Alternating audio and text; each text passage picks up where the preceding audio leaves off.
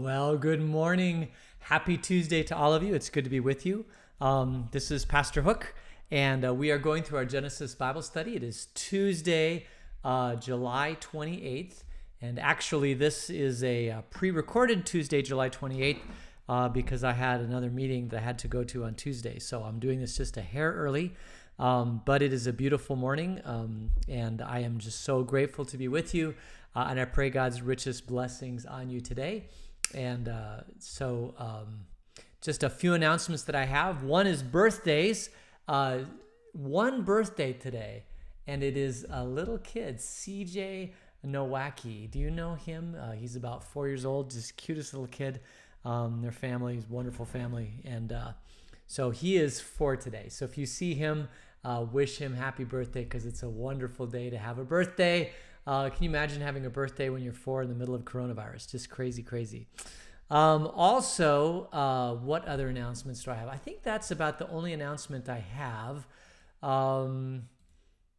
I could go to the Arizona Department of Health Services website and show you all the stuff that's going on. Just maybe really briefly could do that. For example, let's look at COVID-19 deaths. See if they're going up, and as you see, they're still down, considerably down. Hospitalizations, considerably down. So as I look at it, I think very, very shortly, unless these start going up, but it's been a month since the governor of Arizona released us, and I don't see any major increases. So whatever we're doing it well, and the R naught is less than 1. And so I think we need to keep up the good work. Keep your eyes and ears posted. I think it'll be rather quickly before they start releasing things again, and that would be wonderful. We are in Genesis 19, and yesterday I talked about how Lot's wife stopped and looked back, and she turned into a pillar of salt, and how that was a metaphor for how we should never look backwards. We should look forwards all the time. I've been doing these stream of consciousness stuff, and I'm just not sure that really meets everybody's needs as far as the Bible study goes. So I'm going to really try to focus a little bit more on the actual text that's before us. So today is a text-based talk about Genesis 19. We left Genesis 19 in verse 29. And let's just go right into Genesis chapter 19, verse 30, all right? So let's just take a look at it. Lot and his 2 daughters left Zoar. Remember, they were in Zoar because that was the closest place that Lot could get to at his age and still be, still get out of the city of Sodom and Gomorrah. So Lot and his 2 daughters left Zoar, and they settled in the mountains, for he was afraid to stay in Zoar. He and his 2 daughters lived in a cave. One day, the older daughter said to the younger, "Our father is old, and there is no man around here to give us children. As is the custom all over the earth, let's get to our father to drink wine and then sleep with him and preserve our family line through our father." So Sodom is destroyed. We see that Lot and his 2 daughters made it to the land of Zoar, and now they're going to go up into the mountain.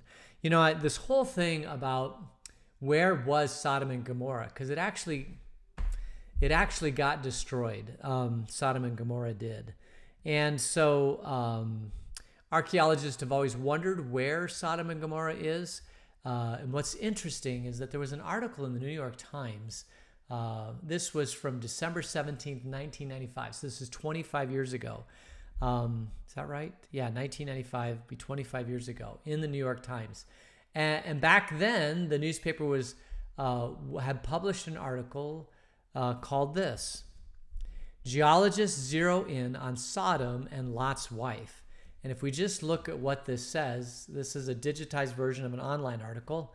It says, "Geologists say that they have pinpointed the probable site of the biblical cities of Sodom and Gomorrah and worked out a theory of why Lot's wife was reported to have ended up as a pillar of salt. The findings by 2 British geologists working in Canada were printed in the Quarterly Journal of Engineering Geology on Friday. The geologists, Graham Harris and Anthony Beardo, analyzed local soil and rock to conclude that Sodom and Gomorrah were probably located on a Dead Sea peninsula. And while the rough location of the cities has long been suspected, the authors said that they used the latest geological thinking to trace them to a specific peninsula and work out the reason why they vanished, about 1900 BC. This is an attempt to use modern geological perspectives to look into a very racy story, destruction of Sodom and Gomorrah, and solve a fascinating historical problem, says Peter Stiles of the Journal staff. So I just have to stop here and say, this is the New York Times. And 25 years ago, the New York Times published an article from this engineering journal that talked about potential information regarding where was Sodom and Gomorrah. And they talked about how they were destructed and how that was an interesting thing. I don't think the New York Times would publish an article like this. I'm not even sure the Journal of Engineering would publish an article like this today. I don't think the world looks at trying to validate biblical stories today, which is a shame because there's a lot of good stuff that comes out, but this isn't on their radar screen. Today on their radar screen is all about a whole bunch of different stuff. But let's continue on. So according to the Old Testament, the cities were destroyed by fire and brimstone in retribution for the sinfulness of their residents. Since Lot was considered a good man, he was warned of God's punishment. However, his wife disobeyed the sole condition of not looking back and was transformed into a pillar of salt. The geologist said that Lot's wife did not appear to turn into a pillar of salt because she dared to look back, but because of the briny nature of the Dead Sea. So in other words, what they're saying is that it's not because she looked back, but it's because this is the briny Red Sea that she was standing nearby. And it doesn't say really that she became a pillar of salt because she looked back. It could be that she stopped, she turned around and looked back when she should have fled, and because of where she was, that's why she turned into a pillar of salt. So Mr. Harris said by telephone from Canada that the Dead Sea was full of salt flows that might have been thrown up by surging water to resemble a female outline. Hence, legend is created out of what we can now be explained as a simple geological phenomenon. Saturated soil and highly flammable bitumen, rather than God's wrath, was apparently behind the demise of the cities, the report said. The area is made up of rock types which, when subjected to a large earthquake, will actually liquefy, like shaking up a bottle of sauce, Mr. Stiles said. Theirs is a great story, but if, as they suggest, the whole city was destroyed and collapsed into the sea, I don't know how much of it will be left to dig up. So maybe he was in the area trying to figure out how to find the cities of Sodom and Gomorrah, and he wasn't able to do it. And he said, even if we could find the city, it's in the middle of a salt brine in the middle of the Dead Sea, and nobody's going to be able to find it, which is interesting. Now, I did look up. I was curious by that because, where are Sodom and Gomorrah, and how does that fit in? And I actually found an image. This is an image of the Salt Sea, the Dead Sea. This is from geography.biblehistory.com. You have the Canaanites, you have Bethlehem, you have Jerusalem up here, you have Jericho. And down here you have Sodom, you have Gomorrah. And as you can see, both of them are in the middle of the current Salt Sea. And then here's Zoar, and they're saying this is the ancient coastline. So apparently back then, the ancient coastline must have missed Sodom and Gomorrah and all that. But something happened, and this became filled in with dirt, and Zoar is right here. So we're not entirely sure which mountains he went into, just the mountains near Zoar, and that's where Lot and his two daughters went. So that's just a little bit of an interesting, geographical location of where in the world Sodom and Gomorrah are. They're obviously not there now, obviously gobbled up by fire and brimstone and salt. Zoar is still there, and that's where we know that Lot was. And the distance from Sodom to Zoar looks to be about the same distance from Jerusalem to Bethlehem. And if I remember, I don't know, that's not too far. It's maybe 10 miles or something like that. So it's not. He was able to get out of Sodom before the fire and brimstone hit. So, but now we get to the story that we just read, which is Lot and his two daughters left Zoar, went into the mountains, And if you remember, the two daughters were pledged to be wed to two guys living in Sodom. Now those two guys are dead. Now their mom is dead. Now they're just with their dad. They're up in the mountain living in a cave, and they don't like that. They're two young women who want to have children. And so this is what they say. They say, let's get our father to drink wine and then sleep with him and preserve our family line through our father. So what happens? Well, let's go back and look. Verse 33, that night they got up, they got their father to drink wine, and the older daughter went in and slept with him. He was not aware of it when she lay down or when she got up. And the next day the older daughter said to the younger, last night I slept with my father. Let's get him to drink wine again tonight, and you go in and sleep with him so we can preserve our family line through our father. So they got their father to drink wine that night also, and the younger daughter went in and slept with him. Again, he was not aware of it when she lay down or when she got up. So both of Lot's daughters became pregnant by their father. The older daughter had a son, and she named him Moab. He is the father of the Moabites. The younger daughter also had a son, and she named him Ben-Ami, and he is the father of the Ammonites as of today. So this story has two things to it. One is that the daughters slept with the father so they could have children, and the other is that who they became. They became the father. They became the two sons that were born here to Lot became the Moabites and the Ammonites. And so that's just a little bit of a history of where these people came from. So a couple things about these daughters sleeping with their father. First of all, they obviously did not have their husbands. The husbands were killed. And without going and mingling with another community, there would be no opportunity for men. Obviously, Lot's like, we're done. We're not going to, we're not going to go back into any city. They're probably all corrupt. And so these two girls decide to sleep with their father. Now, you have to remember, they're from Sodom. They were born in Sodom.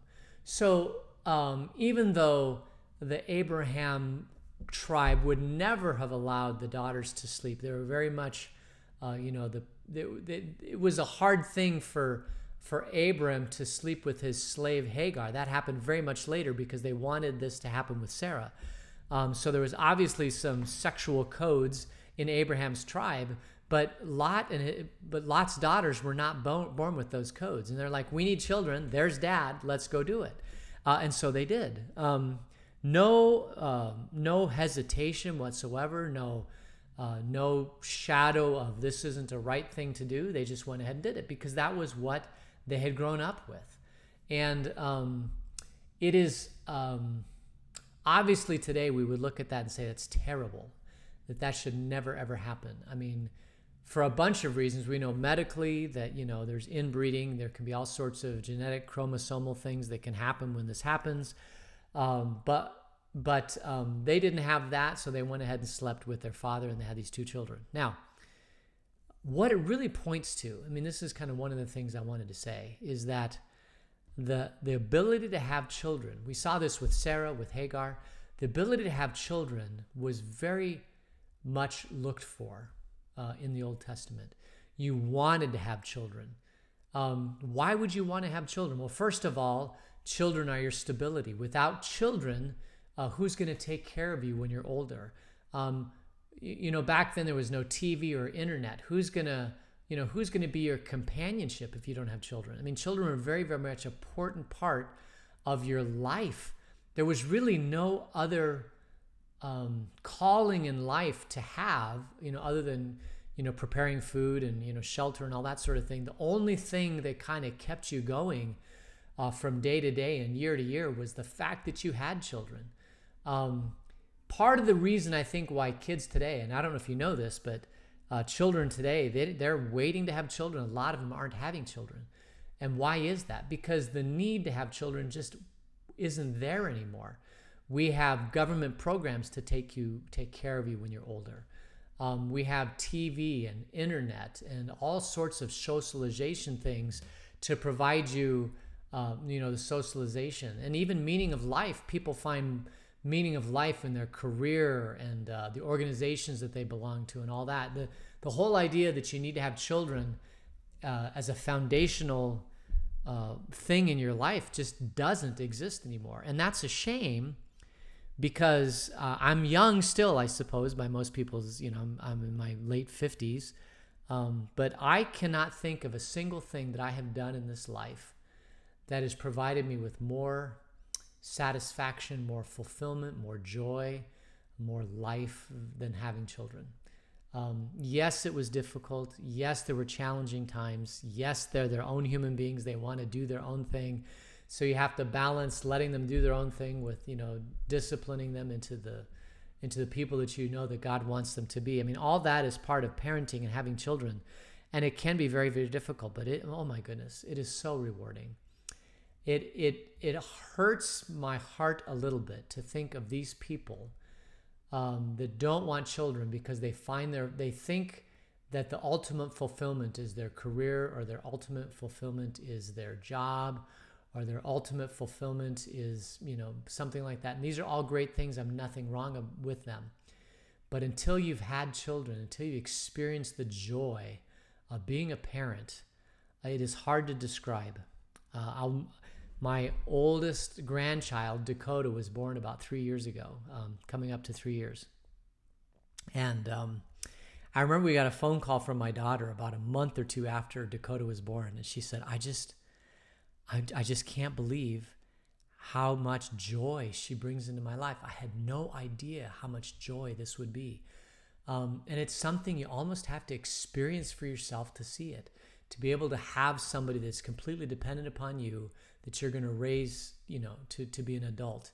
It is the greatest of all the things I've done. And I've done a fair number of things in my life that I can be very proud of, that brought me a lot of fulfillment. None of them compare to the fulfillment that I've had with having children and raising children. And I think humankind knew this 2,000 years before Christ, 1,900 years before Christ, when Lot and his two daughters, the two daughters knew that there would be nothing in their life that could even compare to having children. And so they definitely wanted children. Now, as far as sleeping with their father, that's certainly, we would not condone that today for medical reasons, for societal reasons, for other reasons. There are some Levitical things that says that if a brother dies, the brother can sleep with the wife so she can have children. I mean, there are things like that. And again, it all points to the fact that children are just such a huge blessing. And they're part of God's commandment, right? In the Garden of Eden, 2 things. Be fruitful and multiply, have children. And 2 is subdue the earth. Well, you can't fulfill the first commandment, be fruitful and multiply, if there's no male around to be fruitful and multiply with. So these 2 daughters who are unnamed, and Lot's wife is unnamed also, which I find interesting. A lot of other women are named, but not these 3 in the Bible. So they became pregnant from their father, and they had the Moabites and the Ammonites. So the other thing is that that's where these tribes come from. So I think we'll leave Lot for now, and we're going to go back to Abraham. Because if you remember, Lot left Abraham, lived in Sodom and Gomorrah. We had this side story from Lot and Sodom and Gomorrah. Now we're going to go back to Abraham. So let's just move on finally to Genesis 20. All right, so let's just see what this has to say. Now Abraham moved on from there into the region of the Negev and lived between Kadesh and Shur. For a while he stayed in Gerar, and there Abraham said to his wife Sarah, "She is my sister." Then Abimelech, king of Gerar, sent for Sarah and took her. All right, haven't we seen this story before? When Abraham went into Egypt, he said, listen, they're going to kill me. Why don't you pretend that you're my sister? And that way we won't have any conflict when we're in Egypt, because Pharaoh loves beautiful women. You're a beautiful woman. Now Abraham and Sarah are very old. We know that they're between 75 and 90 years old. So they're very, very old. And apparently Sarah is still a very beautiful lady, because Abraham still to this day is worried about what's going to happen. So he says, listen, we get into the city, tell them that you're my sister. Now remember, she's pregnant. No, she's not pregnant yet. She's going to be pregnant, but we haven't seen the pregnancy yet. And so they go into this area, Kadesh by Shur and stayed in a town called Gerar. And there's a guy named Abimelech, and he's the king of Gerar. And sees Sarah, she's beautiful, and so he sends for her. Then what happens? Well, but God came to Abimelech in a dream one night, and he said to him, "You are as good as dead because of the woman you have taken. She is a married woman." Now Abimelech had not gone near her, so he said, "Lord, will you destroy an innocent nation? Did he not say to me, 'She's my sister'? And didn't she also say, 'He's my brother'? I have done this with a clear conscience and clear hands." So both of these people are fooled. First it's Pharaoh, and now it's King Abimelech. And apparently Abraham, this scoundrel, if you ask me, I mean, he's a total scoundrel. I no respect for the man as far as this goes. Trying to get out of being killed or having conflict by saying that this is his sister. But we've seen this before. And in both times, I thought Pharaoh for sure would kill Abraham, right? But he doesn't. Instead, he gives him gifts, sends him on his way. So now we have Abimelech. What's Abimelech going to do? Let's find out. Dun, dun, dun. So verse 6. Then God said to him in a dream, "Yes, I know you did this with a clear conscience, and so I have kept you from sinning against me. That is why I did not let you touch her. Now return the man's wife, for he is a prophet," that's Abraham, "and he will pray for you, and you will live. But if you do not return her, you may be sure that you and all who belong to you will die." Early the next morning, Abimelech summoned all his officials, and when he told them all what had happened, they were very much afraid. And then Abimelech called Abraham in and said, What have you done to us? How have I wronged you that you thought such a great guilt upon me and my kingdom? And you have done things to me that should never be done. And Abimelech asked Abraham, "What was your reason for doing this?" I mean, isn't this what we always ask people? Why did you do this? Tell me, why did you do this? So Abraham, offers his wife as his sister, gets caught. God tells Abimelech. So now we have this confrontation. What's going to happen between Abraham and Abimelech? Well, here we find the rest of the story. This kind of ties everything together. We talked about this a little bit before, but let's just look at it. So verse 11, Abraham replied, "I said to myself, there is surely no fear of God in this place, and they will kill me because of my wife. Besides, she really is my sister. She's the daughter of my father, though not of my mother. So she's a half-sister, and she became my wife. And when God had me wander from my father's household, I said to her, 'This is how you can show your love to me. Everywhere we go, say of me, he is my brother.' Then Abimelech brought sheep and cattle and male and female slaves and gave them to Abraham, and he returned Sarah, his wife, to him. And Abimelech said, 'My land is before you. Live wherever you like.' To Sarah he said, 'I am giving your brother 1,000 shekels of silver. This is to cover the offense against you before all who are with you. You are completely vindicated.'" Let's just go one more verse here. So then Abraham prayed to God, and God healed Abimelech, his wife, and his female slaves so that they could have children again. For the Lord had kept all the women in Abimelech's household from conceiving because of Abraham's wife, Sarah. So I don't know what to say. Abraham is the most blessed man on the face of the earth. Abimelech should have killed him on the spot and taken Sarah. This was lying of the first degree. I can't believe that Abimelech would do this, except for God came to Abimelech in a dream and said, "Listen, this is the situation." Laid it out, and Abimelech looked and said, "Well, listen, I see that you're in charge of this, and so I'm going to bless Abraham." He gives him sheep, he gives him shekels of gold, everything he could possibly want, he showers down upon Abraham. Abraham, this scoundrel who lies to people, he misrepresents the truth. He's a scoundrel. He's a dog. He treats his wife horribly, and yet, no matter where he goes, he has this Midas touch, and kings, shower him with blessings. If that is not the picture of God, I don't know what is. Because so many times in our life, we've been like Abraham, right? We have done things we're not proud of. We've done things that we shouldn't have done. We've done things that we deserve death. And yet God, in his infinite mercy, doesn't kill us or let us be killed, but showers us with blessings. And that is, if that's not the picture of God's mercy, I don't know what is. The idea that the Old Testament God is angry and bitter and the New Testament God is loving and gracious and merciful is not true. Here's the picture of a merciful God. He told Abraham that he and his wife Sarah will be the father of many nations. Abraham keeps trying to screw it up, but God follows through on his promises by coming into dreams, sending angels, and leading Abraham to a path that he's going to lead him to, because no matter how much Abraham screws up, God's going to come in and clean it up and make it right. And that is so true with our life too. I mean, no matter how many times we want to screw up our life, God comes in and, does things to make our life so much better. In our prayer life, the Holy Spirit lifts our prayers and makes them acceptable to God. The good works that we do are filthy rags, but Jesus, who sits at the right hand of God, intercedes for us and takes all of our works and does them for his good, right? Romans 8:38.